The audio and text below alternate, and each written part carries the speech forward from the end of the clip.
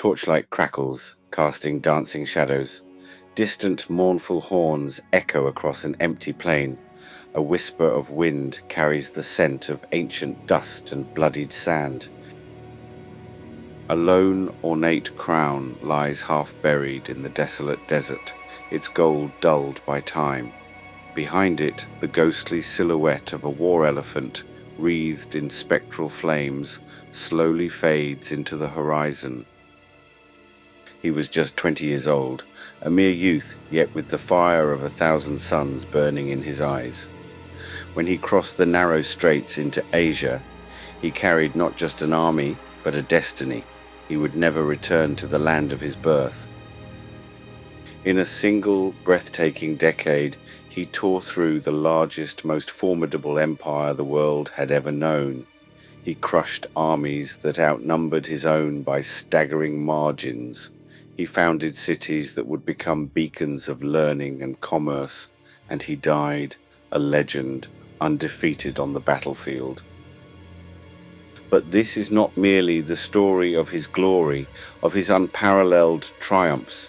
This is the profound, often brutal story of what that glory cost. The immense human toll, the shattered lives, the cultural upheaval, and the very soul of the man who dared to conquer the world. Before Alexander's meteoric rise, the ancient world bowed to a single, colossal power, the Achaemenid Persian Empire. Stretching from the sun-baked plains of India to the fertile valleys of Egypt, from the rugged mountains of Anatolia to the distant shores of the Aegean, it was a kingdom of 1,000 nations, bound together by tribute, fear, and the iron will of its great king. For centuries, Persia had cast its long, ominous shadow over the independent city-states of Greece. It had burned Athens to ashes, a scar on the very heart of Hellenic civilization. It had slaughtered the valiant Spartans at Thermopylae, a testament to its overwhelming might. Persia had dared to bend the knees of free men, to demand submission from those who cherished liberty above all else. The memory of these invasions, the threat of future subjugation, festered in the Greek consciousness. But then, from the rugged, often underestimated kingdom of Macedonia in the north, emerged a warrior king of unparalleled vision, Philip II, Alexander's father. Philip was a military genius, a master of diplomacy and innovation. He forged Macedonia from a collection of disparate tribes into a disciplined, formidable war machine, perfecting the deadly Macedonian phalanx with its impossibly long sarissas. He unified the fractious Greek city-states, not through conquest alone, but through a shrewd combination of force and diplomacy, forming the League of Corinth. Philip envisioned something far greater than mere regional dominance, a united Greece, finally strong enough to launch a war of vengeance against the ancient enemy, a grand march east to reclaim the honor of Hellas and, perhaps, to seize the untold riches of the Persian Empire. His dream was audacious, almost unthinkable. He would never live to see it. At the height of his power, amidst the joyous celebrations of his daughter's wedding, Philip II was struck down by his own bodyguard. The assassin's blade plunged into his side, ending his reign and plunging Macedonia into immediate crisis. The world held its breath, wondering if Philip's grand design would die with him.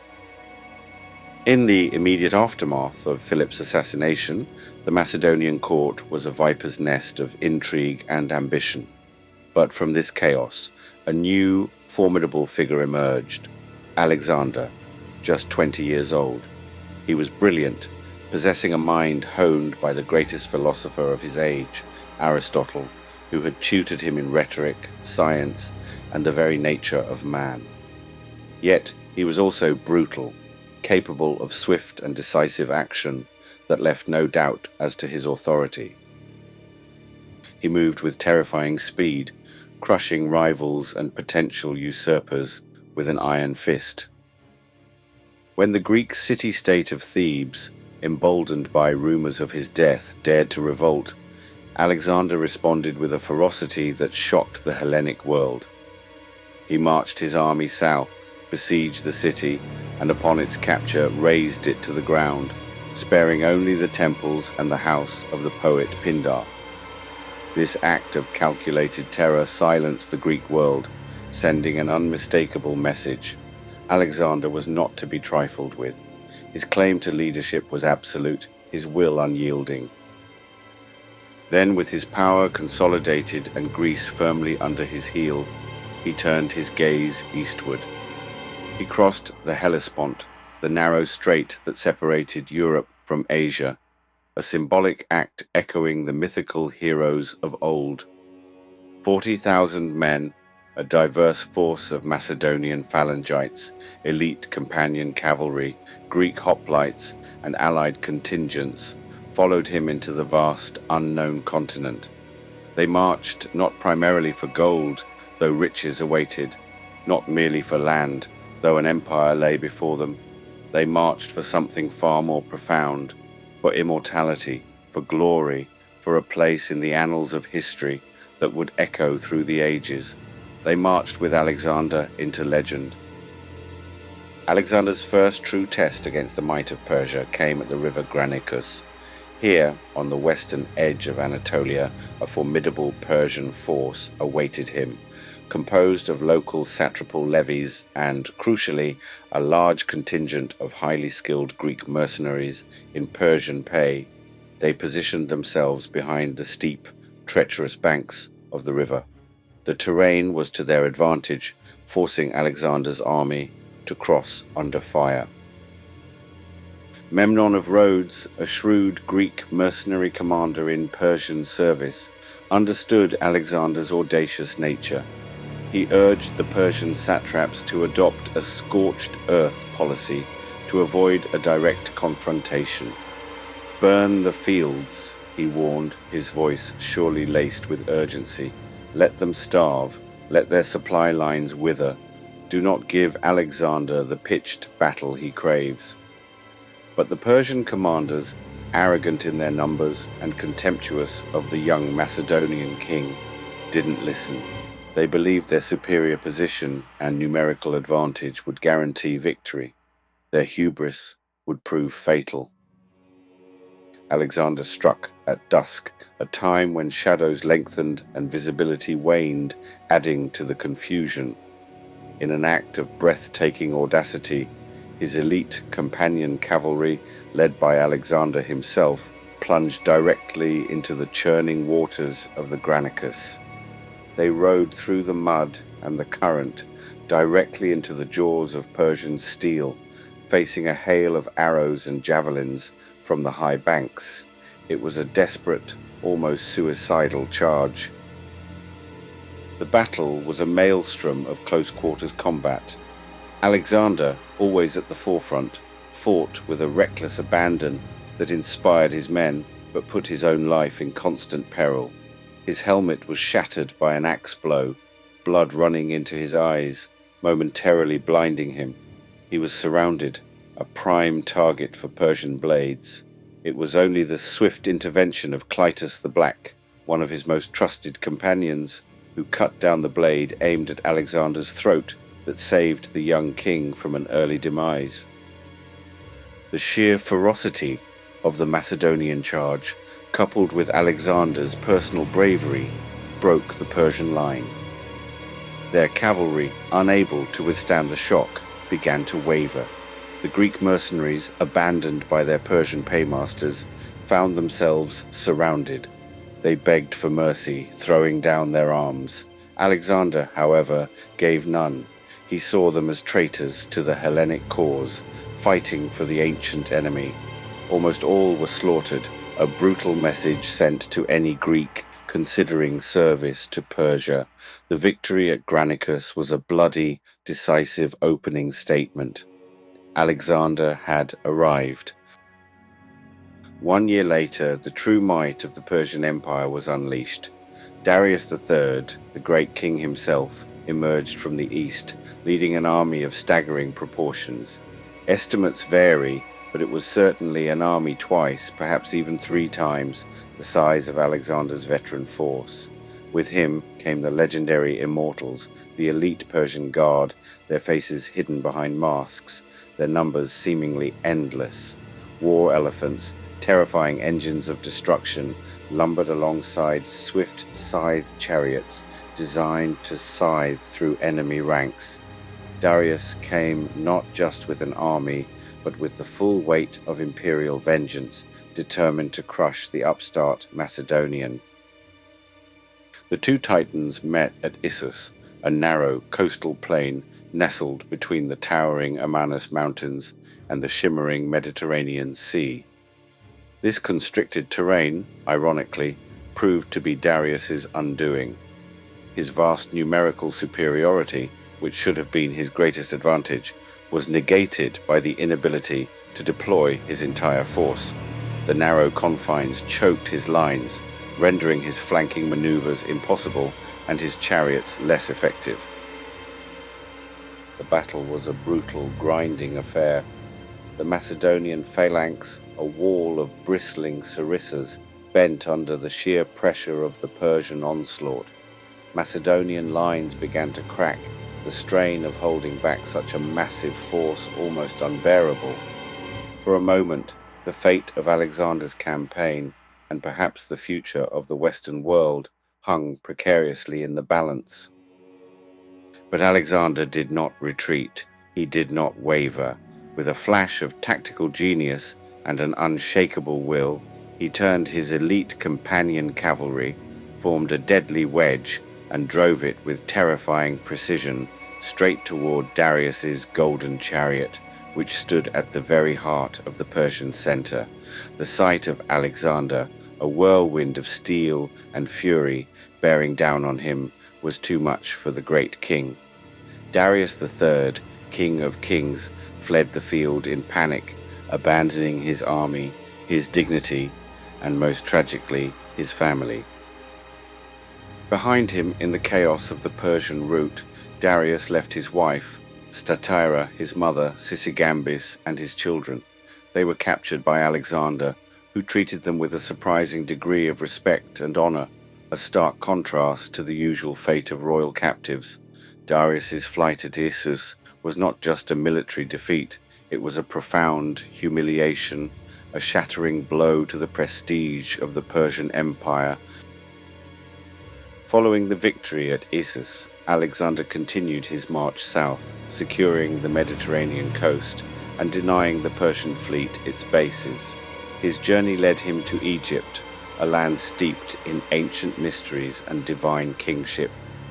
Here, the priests, perhaps recognizing a new force of destiny, perhaps simply pragmatic in the face of overwhelming power, crowned him pharaoh. This act bestowed upon him a legitimacy in the eyes of the Egyptians, linking him to a lineage of divine rulers stretching back millennia. His journey then took him to the remote oasis of Siwa, deep in the Libyan desert, home to the revered oracle of Ammon. What transpired in the inner sanctum remains a mystery, but the whispers that emerged from the temple were profound. The oracle had declared Alexander to be no mere man, but a son of Zeus himself, a divine being destined for greatness. This pronouncement, whether a genuine spiritual experience or a shrewd political maneuver, profoundly impacted Alexander's self-perception and his men's perception of him. He began to believe in his own divine destiny, a belief that would both fuel his ambition and eventually alienate some of his closest companions. Before Egypt, in the ancient Phrygian capital of Gordium, Alexander faced a different kind of challenge, the legendary Gordian knot, an intricate, seemingly impossible tangle of cornel bark. It was tied to the yoke of an ancient ox cart. Legend held that whoever could untie this knot would rule all of Asia. For generations, countless hopefuls had tried and failed. Alexander, ever pragmatic and impatient with convention, did not waste time attempting to unravel the complex puzzle. Instead, with a decisive, almost contemptuous gesture, he drew his sword and sliced the knot in half with a single, powerful stroke. The act was symbolic. Alexander would not be bound by tradition or impossible challenges. He would forge his own path by force if necessary to achieve his destiny. The Gordian knot was not untied, it was conquered. The earth trembles with the thunder of elephant bellows, the terrifying rattle of scythed chariots, distant ominous thunder rolls across the vast plain. The final decisive confrontation with Darius III came at Gaugamela, a vast open plain near modern-day Mosul. Darius, having learned from his previous mistakes at Issus, had chosen this site meticulously. He had cleared the ground, leveling it for miles around, creating a perfect killing field for his war chariots to run unimpeded, their scythes designed to tear through the Macedonian phalanx. He had even deployed hidden stakes to disrupt cavalry charges. This time, Darius was determined to use his overwhelming numbers to their full advantage. Alexander, facing an army estimated to be over 200,000 strong, perhaps even 500,000, against his own force of around 47,000, knew this was the ultimate gamble. He drew his lines tighter, his phalanx forming an impenetrable wall of pikes, his cavalry poised on the flanks. He understood that conventional tactics would lead to certain defeat. Then, in a stroke of tactical brilliance that would be studied for centuries, he moved, not forward directly into the prepared killing zone, but to the side, extending his right flank, drawing Darius's attention. Darius, confused by this unexpected maneuver and fearing Alexander was attempting to outflank him, mirrored the move, extending his own line to counter. In doing so, the Persian king inadvertently created a fatal flaw. He weakened his center, creating a gap, a momentary vulnerability in his otherwise impregnable formation. That's when Alexander struck, with a roar that echoed across the vast plain. He led his elite companion cavalry in a lightning-fast charge, not against the flanks, but straight into the heart of the Persian army, the very gap Darius had unwittingly created. It was a thrust of unparalleled audacity, a direct assault on the great king himself. Through chariots, their scythes useless against the tightly packed cavalry, through a storm of arrows and javelins, through fire, steel, and the choking dust of battle, Alexander and his companions carved a bloody path. The Persian center, caught off guard and now vulnerable, began to collapse. Once again, Darius III, witnessing the terrifying spectacle of Alexander bearing down on him, fled the field. This time, his flight was not just a retreat. It was the final, ignominious end of the Achaemenid Empire. Persia was broken, its vast armies scattered, its will shattered. The great cities of the empire, one by one, opened their gates to the conqueror. Babylon, the ancient seat of power, surrendered without a fight. Susa, with its immense treasures, yielded its riches. And finally, Persepolis, the ceremonial capital, the very heart and soul of the Persian Empire, burned. Its magnificent palaces, built over centuries, were consumed by flames, a symbolic act of vengeance for the Persian burning of Athens and a definitive end to an era. But conquest, it seemed, did not calm the restless spirit of Alexander. The pursuit of Darius became an obsession. He hunted the fleeing king relentlessly into the remote mountains of Media, only to find him murdered by his own satraps, Bessus and Nabozannes, who hoped to curry favor with the new conqueror. Alexander, surprisingly, wept. He had wanted to capture Darius alive, to defeat him in battle, not to find him betrayed and dead. He ordered Darius's body to be buried with full royal rites, a gesture of respect for a fallen monarch, and perhaps a recognition of the immense weight of the empire he had just inherited. But Alexander was changing.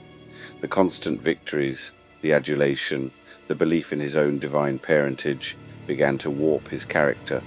He adopted Persian customs, donning their luxurious robes, embracing their court rituals. He began to demand proskinesis, the act of prostrating oneself before the king, a practice abhorrent to his Macedonian companions, who saw it as an act of worship due only to gods. Alexander, now adorned in rich Persian robes, a heavy, ornate crown resting on his brow, his expression distant, perhaps troubled. His behavior grew increasingly erratic, his temper volatile. In a drunken rage, he killed Clytus the Black, the very man who had saved his life at Granicus, for daring to criticize his adoption of Persian ways and to praise Philip II above him. The murder sent a chill through his inner circle. His men, once fiercely loyal, began to whisper behind his back. The conqueror was becoming a tyrant, increasingly isolated by his own power and perceived divinity. Alexander's insatiable ambition drove him ever eastward, beyond the known boundaries of the Persian Empire, into the mysterious lands of India. Here he faced new challenges, formidable Indian armies led by powerful kings like Porus and terrifying war elephants, beasts of immense power that had never before been encountered by the Macedonians. The battles were brutal, fought in the monsoon mud under relentless rain, against an enemy as fierce as any he had faced. He conquered, as always, but the cost was mounting. His men were exhausted, their bodies worn by 8 years of relentless campaigning, their spirits weary from endless marches and constant combat. They had marched thousands of miles, crossed vast deserts and towering mountains. They had seen the edge of the earth, or so they believed. At the Hyphasis River, the final frontier of their known world, Alexander's army finally refused to go further. They had reached their breaking point. Their homes were distant memories, their families unseen for nearly a decade. They yearned for peace, for rest, for the familiar lands of Macedonia. Despite Alexander's impassioned pleas, his threats, and his promises of even greater glory, their will was broken. They simply would not take another step eastward. Alexander, for the first time in his life, was forced to turn back. It was not a defeat on the battlefield, for he remained undefeated, but it was a profound defeat of his will, a stark realization that even a man who believed himself a god needed men to follow him, and those men, however loyal, had their limits. The unconquerable will of Alexander had finally met the unconquerable will of his own weary army. The journey back from India was as arduous, if not more so, than the conquest itself. Alexander chose to return through the desolate Gedrosian desert, a brutal, waterless expanse that claimed thousands of his men, succumbing to thirst, starvation, and the unforgiving sun. It was a march of unimaginable suffering, a testament to Alexander's stubbornness and perhaps his growing detachment from the realities faced by his soldiers. Upon his return to the heart of his vast empire, Alexander began to consolidate his rule, attempting to fuse the Macedonian and Persian cultures. At Susa, he staged a mass wedding, a grand ceremony where thousands of his Macedonian soldiers were married to Persian brides, a symbolic attempt to create a new, unified elite. He continued to plan, his restless mind already envisioning his next conquest, the rich lands of Arabia. He was a man incapable of standing still, always looking to the next horizon. Then, in the bustling, vibrant city of Babylon, the fever came.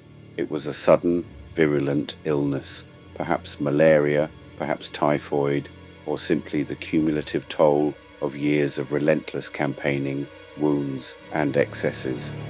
His body, once a vessel of boundless energy and strength, began to fail him. For 10 agonizing days, the greatest warrior of the ancient world lay still, his breath growing shallower, his once commanding voice reduced to a whisper.